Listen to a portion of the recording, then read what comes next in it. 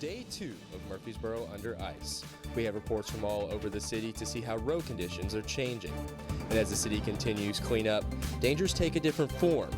And did the city do enough to prepare for this type of weather? These stories and more next on MT10 News. Your news starts right now.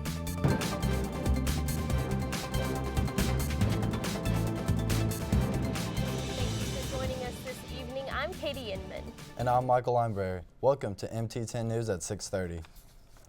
For the most part, power on campus has been pretty stable, with electricity only going out for a couple of hours around campus. MT10 News reporter Bethany Thompson spoke with Murfreesboro Electric about what would happen if campus lost power. Ice-mageddon has taken over Murfreesboro this week, shutting down schools, including MTSU, for the past 2 days. As of Tuesday afternoon, I know we have at least 100 customers out right now at the moment. Of course, that could change at any time. Obviously, with trees falling, getting stuff fixed, so it could go up, it could go down. So obviously, the more ice on the trees, the more people that are going to be out. Murfreesboro Electric Company has been working as quickly as possible fighting the power loss. The main problem isn't ice weighing down the power lines, but the trees crashing on top of them. With roughly 4,000 students living on campus, what would happen if the power goes out? We actually have 2 substations that do actually feed MTSU, and it's something we will see right then and there if something happens. But obviously, if something does happen, we'll send crews out to kind of ride the lines. We'll look at issues at the substation, actually see what's going on and causing the issue. The university also has heat and emergency light generators in the dorms and cafeterias, so students will not freeze or go hungry. Now, just in case you lose power, Murfreesboro Electric Company does recommend that you put together an emergency kit for the back of your car or for your apartment with blankets, gloves, some extra food, or some hot hands just in case you get caught in the road, caught in your house without any power. Reporting for MT10 News, I'm Bethany Thompson. Due to the low temps for the rest of this week, TVA and Murfreesboro Electric are setting records for the amount of employees they will be staffing around the clock to help fight the power outages. While the icy conditions caused many canceled classes today and on Monday, many students still had to stay on campus and cope with the hazardous weather. Those living in residence halls on campus were persuaded to avoid going outside unless absolutely necessary. The walkways were shoveled and salted in an attempt to allow an easier journey for those who decided to face the cold. Only 2 dining locations were open to on-campus residents during the closure, and road conditions were unsafe to travel on throughout the day. Drive. No, there's like over like an inch of ice on the snow, just this nasty slush. For now, students on campus should take the necessary precautions and perform safe snow days activities away from the roadways. As the roads begin to turn from frozen ice to slush this morning, MT10 News reporter Josie Gregory is out at the square to give us a look at how prepared Murfreesboro was with all the ice. Most of Middle Tennessee was supposed to be pounded by 2 to 4 inches of snow. But as you see here, that's not the case in Murfreesboro. I don't know if anybody really expected that we'd get this much ice and not so much snow. Here at Northwest Broad Street and Old Fort Parkway, considered Murfreesboro's busiest intersection, traffic was moving just fine. But at more isolated roadways, it's a different story.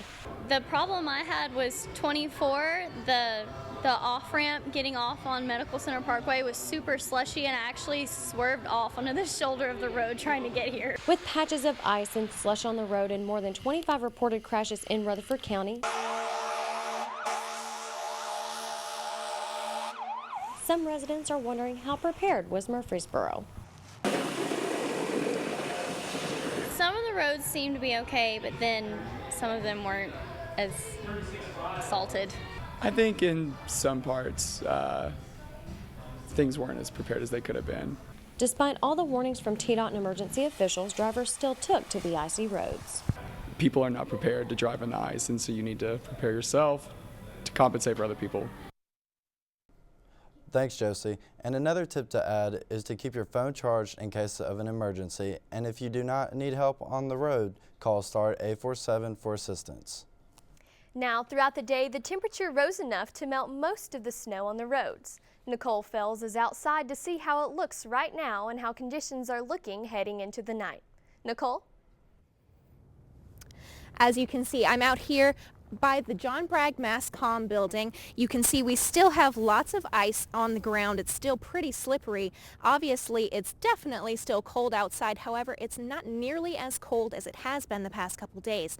That is probably due to the fact that the wind is almost non-existent out here. So we're looking at about 25 degrees, and that is close to the real field temperature out here. There is a slight breeze, just a little bit to brighten your cheeks, but not too bad. You can stand out here for a good deal of time without feeling like your fingers are going to fall off from frostbite.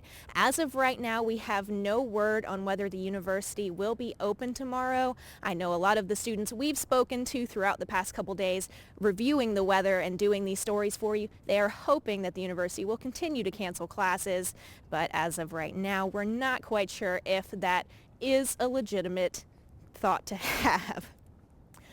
You can see the campus is pretty deserted. We haven't seen a whole lot of people outside, probably because they're really enjoying their days off and hopefully maybe even getting some of their homework done.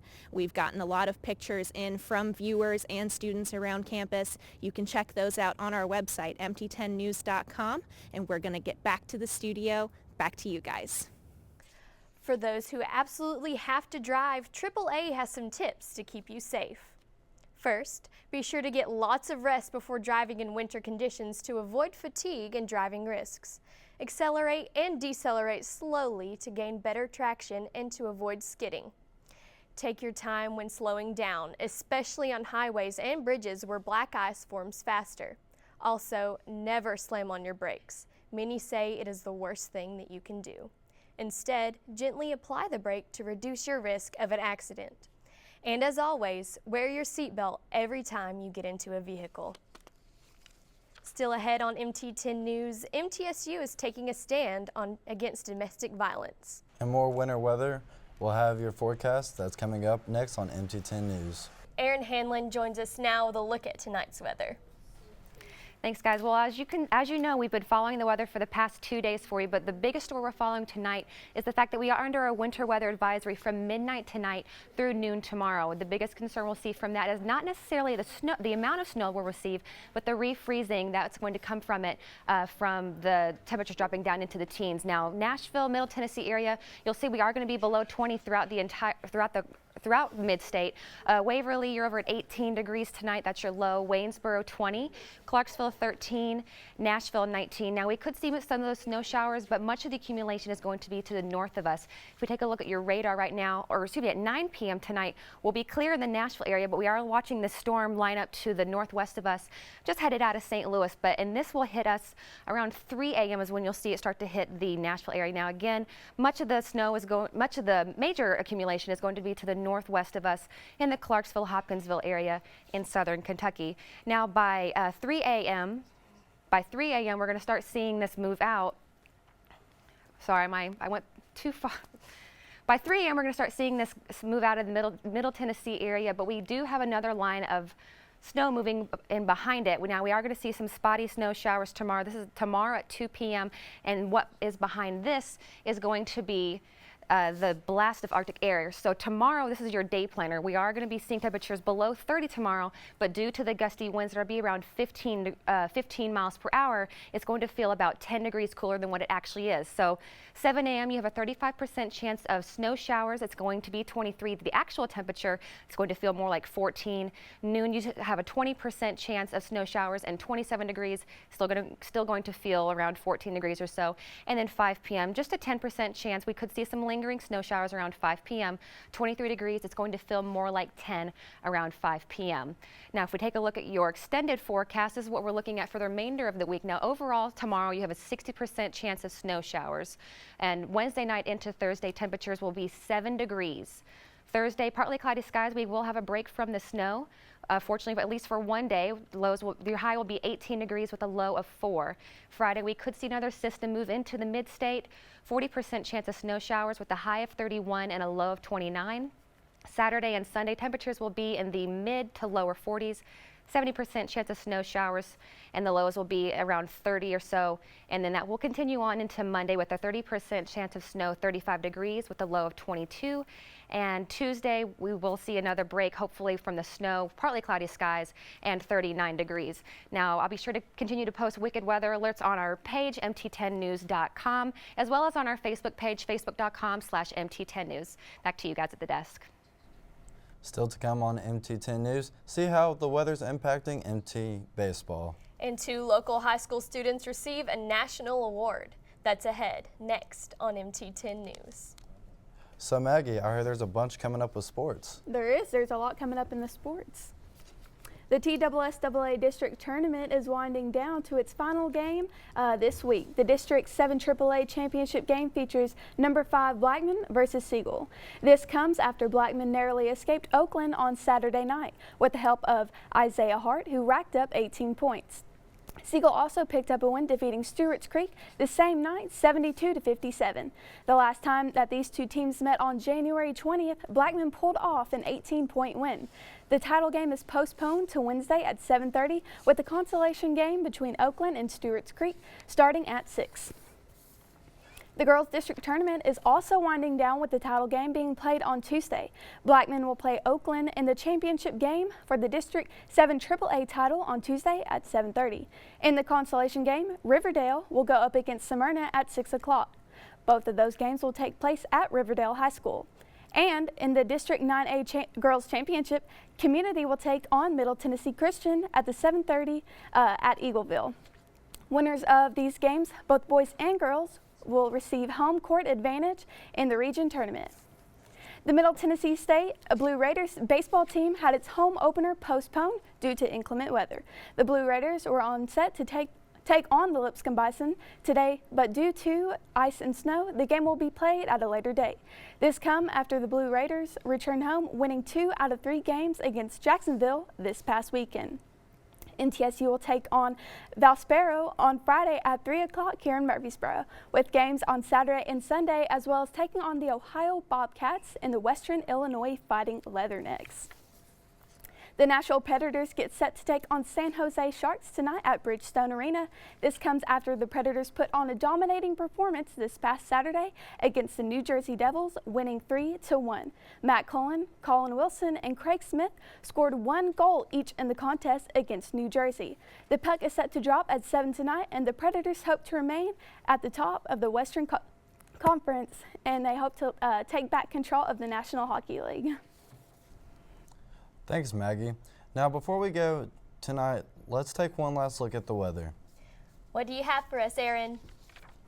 Well, I have been tracking a winter storm that's going to be moving through Middle Tennessee tonight. Now, this is what we're looking at 9 p.m. You'll see that we're clear in the Nashville area. We are tracking a storm to the northwest of us, headed out of St. Louis. Now, this is what we're going to be seeing to hit us tonight in the Middle Tennessee area around 3 a.m. or so. But most of this accumulation we'll see from this is going to be a dusting here in the Murfreesboro area and Rutherford County.